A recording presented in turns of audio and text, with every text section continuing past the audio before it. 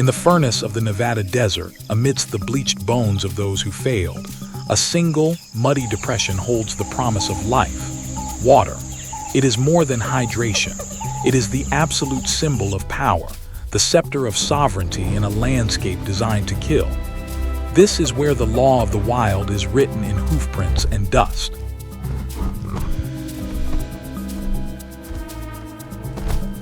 We are witnessing a changing of the guard, or perhaps a final stand. Our stage is set for a confrontation that has played out on this scorched earth countless times, yet always feels like the first and the last. On one side stands the incumbent, a magnificent white stallion, his coat mirroring the blinding cruelty of the midday sun. He is the master of the basin, the patriarch whose very presence has, until this moment, dictated the rhythm of survival for his entire herd.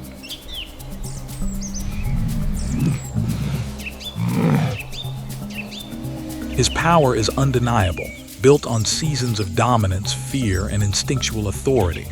He has tasted the water, felt the cooling mud, and knows that the moment he falters, his entire world, his mares, his foals, his very future, will dissolve like a mirage. The white horse represents the established order, the strength of the past, secure but perhaps complacent in its reign.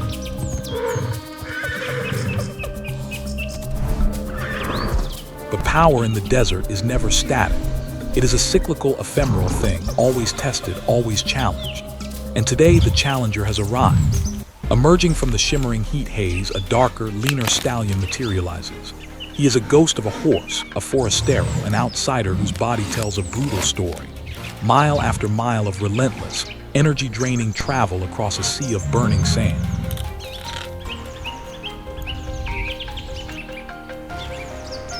His lungs are screaming for air, his muscles are failing, and his throat is a desert of its own. He is operating on pure, desperate will, fueled by a single primal truth.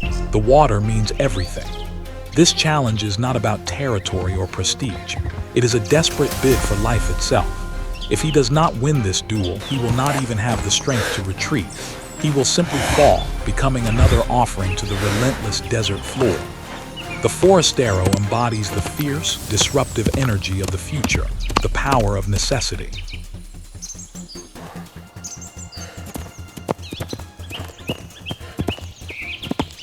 The confrontation is immediate, visceral, and unsentimental. There are no rituals here, no posturing beyond the initial sizing up. The white stallion roars his dominance, a sound that vibrates with command and territorial fury. The forastero answers with a sound of pure desperation and defiance. They circle, the only sound the crunch of sand beneath their heavy hooves, an ancient, deafening rhythm. And then, the explosion.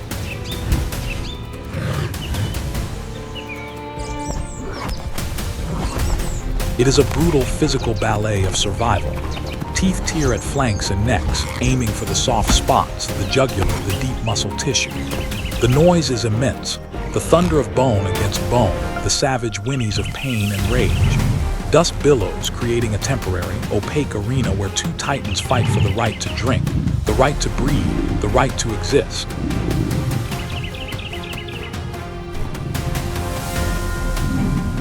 The white stallion relies on brute force, the weight and muscle honed by regular feeding and drinking. He is trying to end it quickly, to crush the outsider beneath the weight of his established power. The forastero, however, fights with the clarity of a desperate animal. He is lighter, faster, driven by a hunger that the dominant stallion in his security has long forgotten. He ducks, weaves, and delivers sharp, precise strikes, trading strength for cunning, resilience for speed.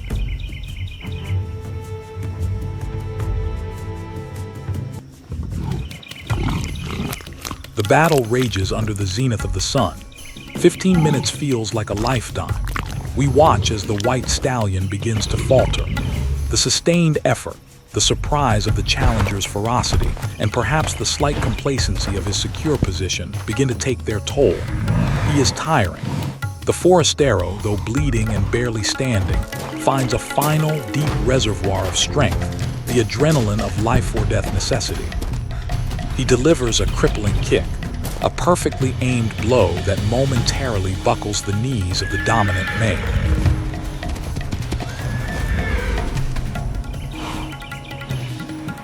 In that single critical second, the battle is over. The forastero presses his advantage, driving the exhausted white horse back, forcing him into a retreat that, in the social structure of the herd, is absolute surrender. The white stallion, defeated, slowly backs away, his head lower, the power draining from him as surely as the life-giving water remains out of his reach. He will wander into the heat, a dethroned king, a symbol of yesterday.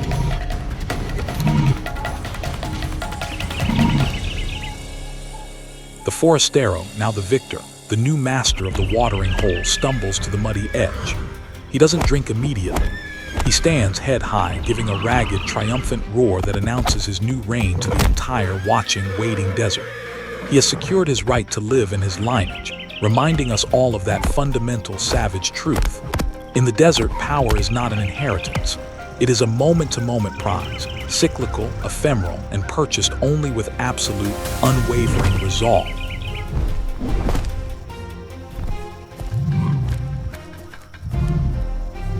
We leave the bleached landscapes of Nevada for the lifeblood of Africa, the swirling, turbid waters of the Great Nile.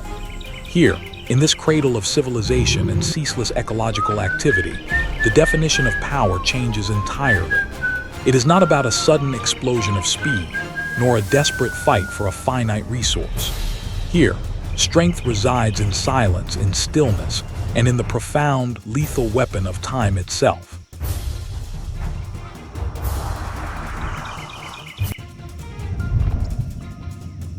Our subject is the Nile crocodile, a survivor that predates the very concepts of history and memory. This is not just an animal, it is a prehistoric mechanism, an embodiment of patience perfected over millennia. Its armor-plated skin is a testament to its lineage, its cold eyes reflecting a detached, ancient wisdom. When we look at the crocodile, we are looking at the ultimate practitioner of delayed gratification, the master strategist who knows that the world will always come to him. His power is not expended, it is conserved, distilled into a single, overwhelming moment of violence.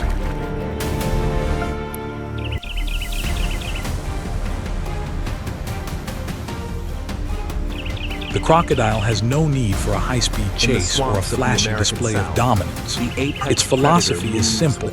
Wait. Wait until the opportunity is not just present, but inevitable.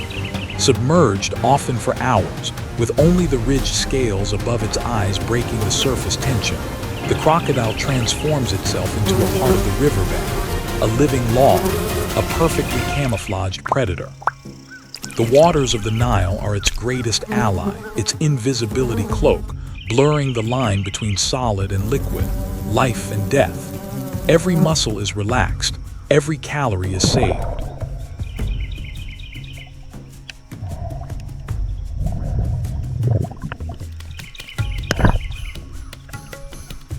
Today, the wait is for a particularly dangerous prey, a herd of Cape buffalo. These massive animals are the epitome of collective defense, moving with a cautious, heavy rhythm toward the river's edge for their essential drink. The crocodile has spotted a critical weakness, a small grouping, perhaps less vigilant, or separated slightly from the massive core of the herd. The predator's central nervous system, which has been in a state of suspended animation, now begins to pulse with lethal intent.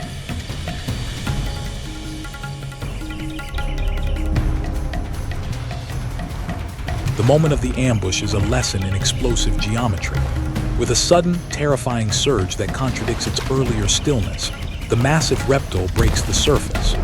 Water explodes and the crocodile surges forward, its jaws gaping, a living bear trap powered by an ancient engine of muscle and bone. The target is a large, powerful buffalo, not a cat. The crocodile attempts the classic maneuver, the death roll, to drag the massive herbivore into the deep, suffocating abyss.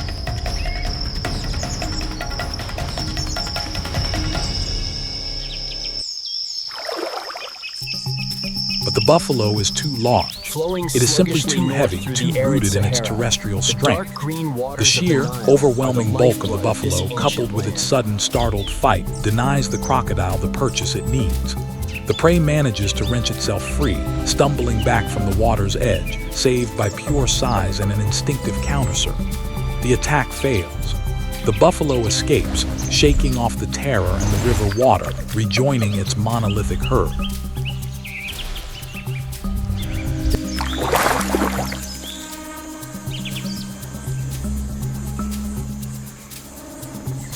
And here is where the crocodile teaches us its profoundest lesson. There is no frustration, no wasted energy in pursuit, no visible sign of disappointment. The colossal predator simply slips back beneath the turbid surface. The failure for the crocodile is not a setback. It is merely the preambule to the next opportunity. It is the end of this chapter, not the book. The immense energy expended is quickly recovered. It knows that the buffalo will need to drink again, that the fish will swim past, and that the smaller creatures will cross the river. The instinct never rests, but it is not impatient.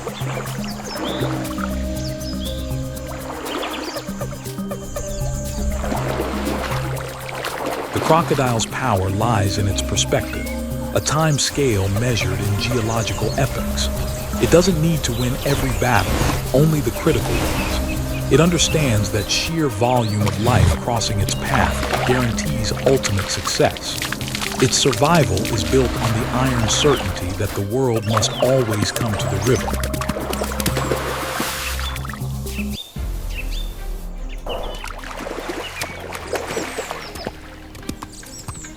In stark contrast to the crocodile's 1,000-year wait, we find the embodiment of explosive force on the sun-baked plains of East Africa, the domain of the cheetah. This is a creature defined by a terrifying, beautiful contradiction. The fastest animal on Earth, yet one whose power is defined by its fragility.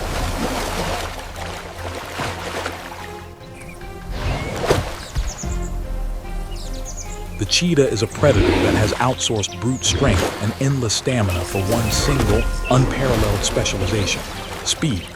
It does not have the crushing, compact muscle of the lion. It cannot sustain a pursuit for miles like the wild dog. Its entire existence hinges upon the efficiency of a single, perfect act. The cheetah operates with a critical window, a time limit that dictates the difference between a life-sustaining meal and catastrophic exhaustion. 15 seconds. 15 seconds to accelerate from 0 to 60 miles per hour, to close the impossible distance, and to bring down its prey. High in the acacia, the leopard asserts dominance. Below, a pack of hyenas waits for any opportunity to steal the prize. This is the ultimate high-risk, high-reward Above, strategy. the leopard If the remains chase impassive. exceeds that window, Below, the predator's the core hyenas temperature grow spikes to lethal increasingly levels. Its oxygen debt becomes insurmountable, and its speed becomes its undoing. A single misstep, a moment of hesitation, a slight error in calculation, and the engine fails. The cheetah must be a perfect fusion of physicist and poet. Every muscle fiber, every articulated vertebra, every sensory input must align for this fleeting, terrifying dance.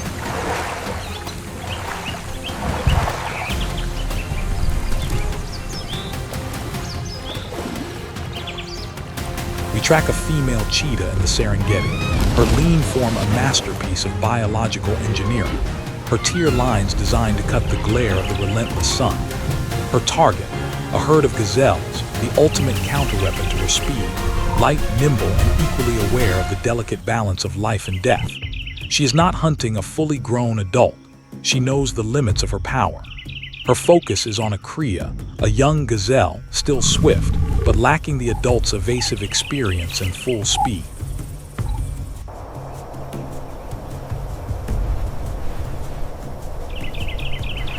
The stalk is agonizingly slow, a lesson in geometry and deception. She uses the tall grasses, the slight undulations in the earth, the very atmosphere as her cover. Then the trigger is pulled. The explosion is instantaneous. The cheetah, a marvel of evolution, navigates the golden hour in search of prey. It is not a run. It is a controlled aerial display. The cheetah's flexible spine acts as a giant spring, expanding and contracting with every stride, allowing its limbs to stretch to impossible lengths. For those terrifying 15 seconds, she is a missile of sinew and bone, traveling faster than almost anything else on the planet. The young gazelle bolts, instinct driving it in zigzags and sharp turns. But the cheetah's massive tail, acting as a rudder, counteracts every lateral move. It is a locked-on target, a perfect arc toward destiny.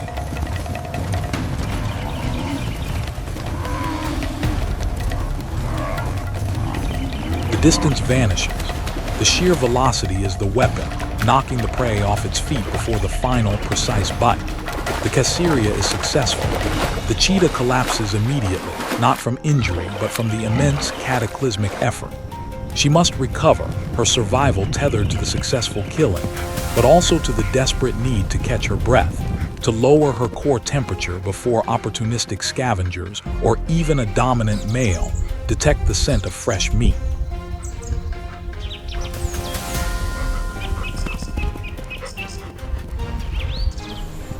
This hunt, executed perfectly, emphasizes the fragility of the cheetah's existence.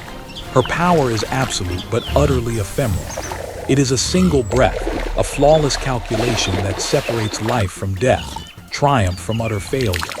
Her strength is not brute force, but the focused, precise application of the most critical resource, time, compressed into a dazzling, lethal flash. She reminds us that sometimes, the greatest strength is not endurance, but the ability to execute one action perfectly at the ultimate speed.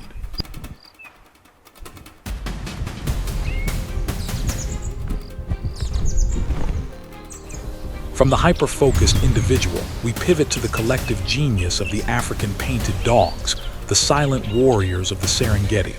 Look at them. They possess neither the immense size and crushing power of the lion, nor the breathtaking, missile-like velocity of the cheetah.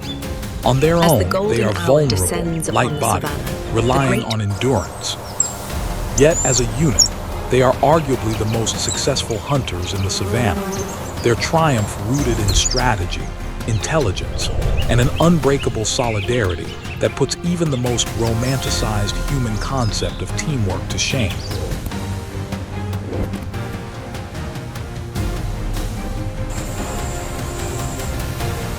The power of the wild dog is the power of the algorithm. Their success rate is staggering, precisely because their hunt is not an individual chase, but a coordinated logistical operation. We observe their strategy over three key defining moments. The adult African leopard pauses. Their quarry is a herd of fleet-footed antelopes. The dogs don't rely on explosive speed. They rely on relentless, calculated pressure. The pack moves as one organism, led by the matriarch and the alpha male, but with individual roles that are immediately interchangeable. As the pursuit begins, the dogs execute a brilliant relay strategy. The lead runner, driving the prey and utilizing its peak energy, runs until the moment of fatigue.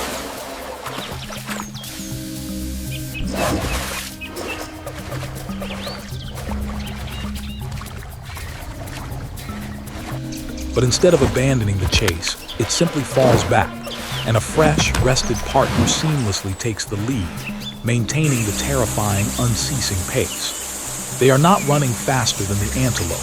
They are running smarter for longer. The antelope is driven not to exhaustion, but to confusion, its focused run broken by the psychological warfare of the ever-present, ever-fresh predator.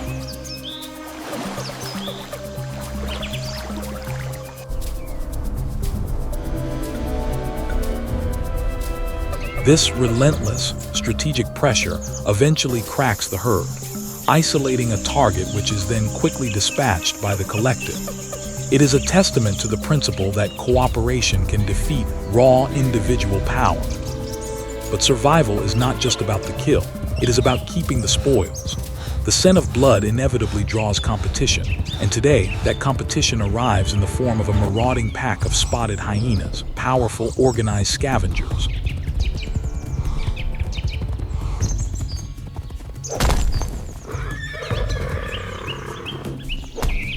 The wild dogs have just secured their antelope.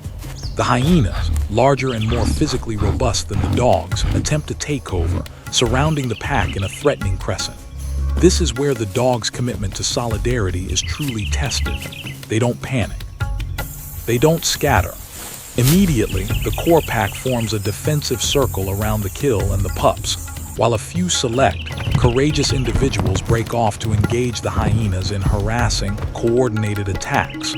They use speed and surgical nips, not to defeat the hyenas outright, but to frustrate and confuse them.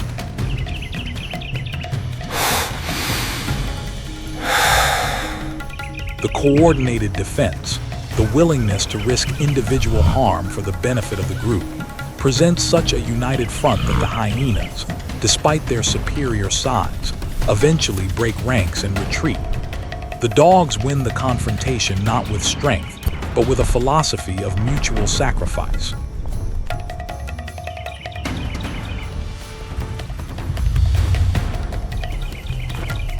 The wilderness, however, demands constant tuition. No strategy is foolproof. We witness the heartbreaking reality of their existence when a silent, lethal threat, a pair of male lions, stumbles upon their territory.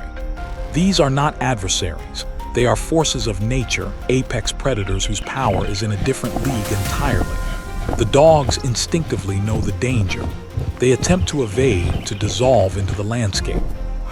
But the lions are faster than expected, and the encounter is a tragedy of swift, brutal violence. In the defense of the group's retreat, 2 members of the pack are lost. The lions, unchallenged, remain masters of the realm, enforcing the highest level of hierarchy.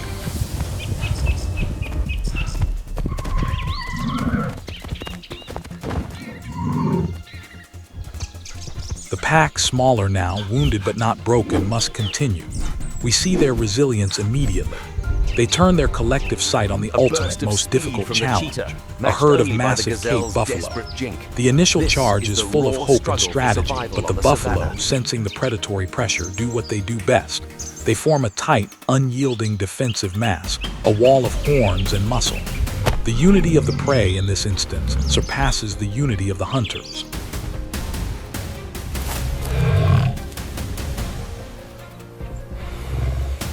The dogs test the perimeter, find no vulnerability, and must ultimately retreat without a successful kill. It is a profound lesson. The strength of the collective is paramount, but even the most perfect teamwork has its limitations when faced with the collective will and physical superiority of the defense. They have learned that even their perfect unity can be overcome by the impenetrable wall of a unified defense.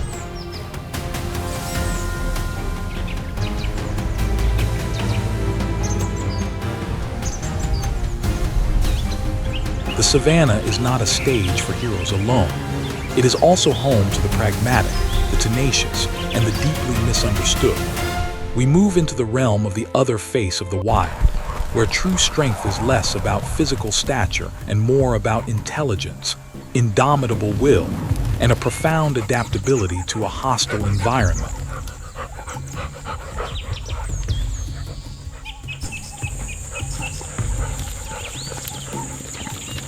First, we turn our gaze to the spotted hyena. For too long, the hyena has been mythologized as a cowardly scavenger, a sniveling opportunist waiting on the sidelines for the lion's leftovers. This narrative is a profound injustice to one of the most brilliant predators on the continent.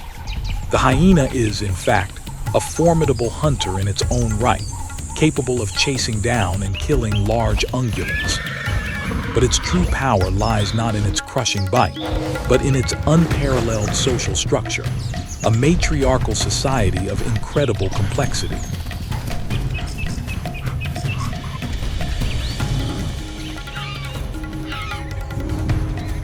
The hyena clan, or cackle, is dominated by females, who are larger, more aggressive, and entirely in charge.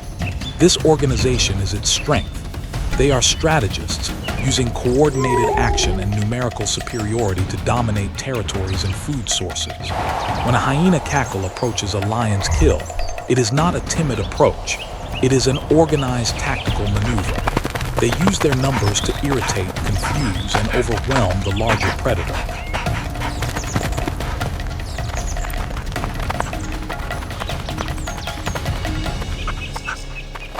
They are the supreme practitioners of psychological warfare, utilizing their chilling, maniacal laughter not out of amusement, but as a form of communication and intimidation that signals the sheer volume and organization of their impending force. The hyena symbolizes that strength is not just muscle. It is a question of sophisticated organization and high-level intelligence. The ability to turn what the world sees as a flaw, scavenging, into a major tactical advantage.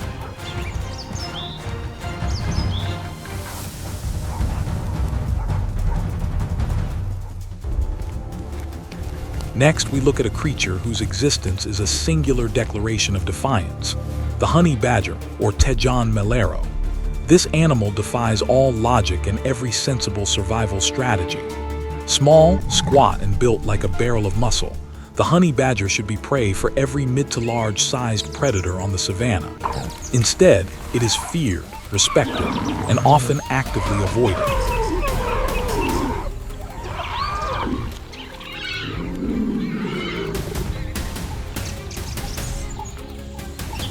The honey badger's power is not physical. It is pure, distilled, unyielding courage. Its courage borders on the insane.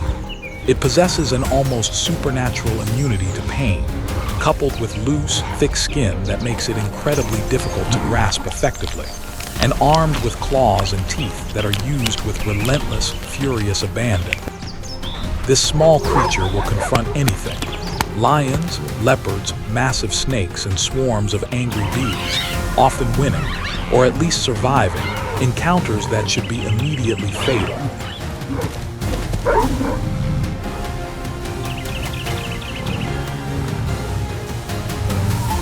The honey badger symbolizes the ultimate triumph of will over matter. It is a creature whose entire survival strategy is based on one principle: I will not quit, and I will not run. It is a living, breathing testament to the idea that true force is not a measure of size, but a measure of spirit. The hyena and the honey badger, in their vastly different ways, prove that survival in the wild is ultimately a question of adaptive intelligence, sheer will, and the refusal to be defined by what others perceive as weakness.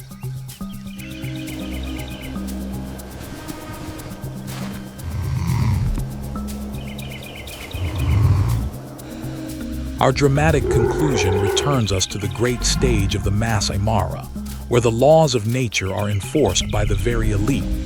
We are in the depths of the dry season, the time of ultimate scarcity, where the stakes are highest, and the hierarchy is ruthlessly enforced.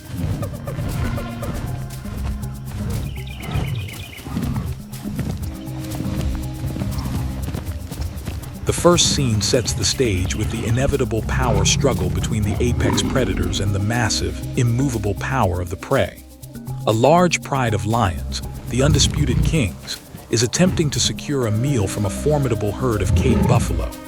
The lions, relying on their combined weight and overwhelming frontal attack, launch their assault. But the buffalo are not compliant victims. They are a wall of horns and sheer tonnage. Under the relentless high noon sun, the honey badger continues its determined As the lions search approach, across the buffalo semi-arid execute their defensive formation, a tight, unyielding semicircle with the powerful adults facing outward, protecting the vulnerable younger members in the center. The lions charge, but they cannot break the formation. The buffalo's unity and physical density repel the attack. The lions, knowing the price of a serious injury from a charging bull, eventually concede, retreating with their tails between their legs. It is a reminder that power, even absolute power, is often negated by organized, collective defense.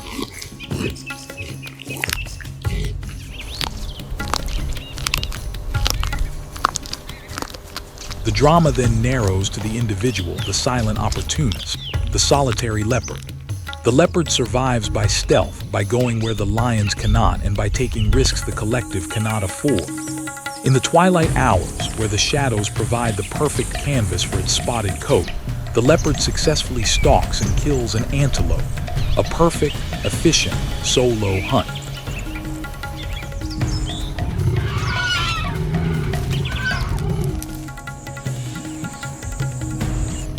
But the true genius of the leopard is the management of its resources.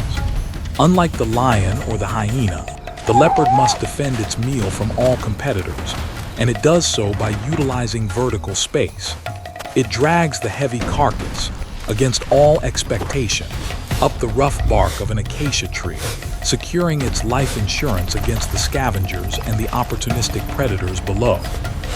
For a brief moment, the leopard is triumphant, sitting alone with its prize, the perfect embodiment of skill and self-reliance.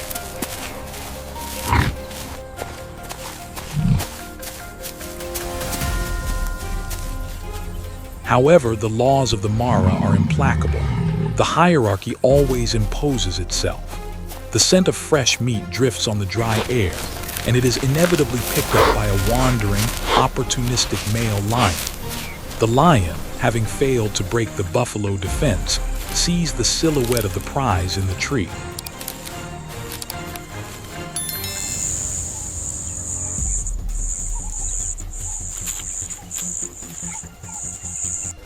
The lion knows he cannot climb with the grace of the leopard, but he doesn't need to. He simply needs to be the lion. He approaches the base of the tree, looking up at the smaller predator with an expression of cold, casual entitlement. The matriarch He sits down, a massive, unmoving presence that radiates dominance. The lion doesn't need to fight. He just needs to wait, asserting the unwritten, immutable law of the savannah. The leopard, looking down at the immense form of the true apex predator, understands the calculus of the situation immediately. To fight is to die. To stay is to risk an injury that will ensure his future death.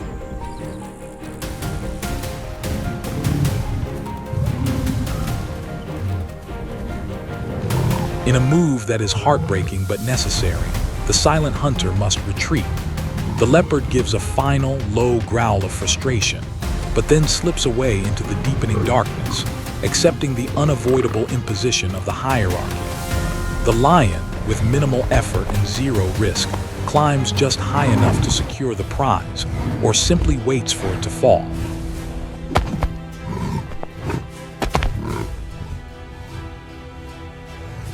The story concludes with the lion eating the stolen meal, reaffirming the brutal fundamental law.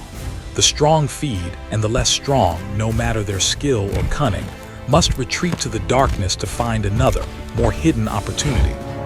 Power is not fair, it is simply imposed.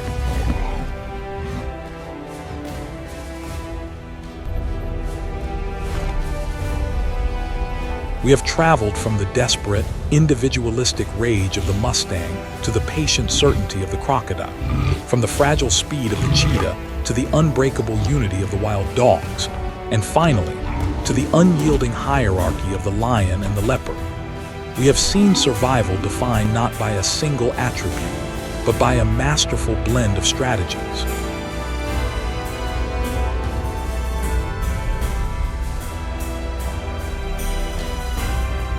If the power of these stories has resonated with your own survival instinct, please hit that subscribe button, join our pack, and never miss another journey into the heart of the wild.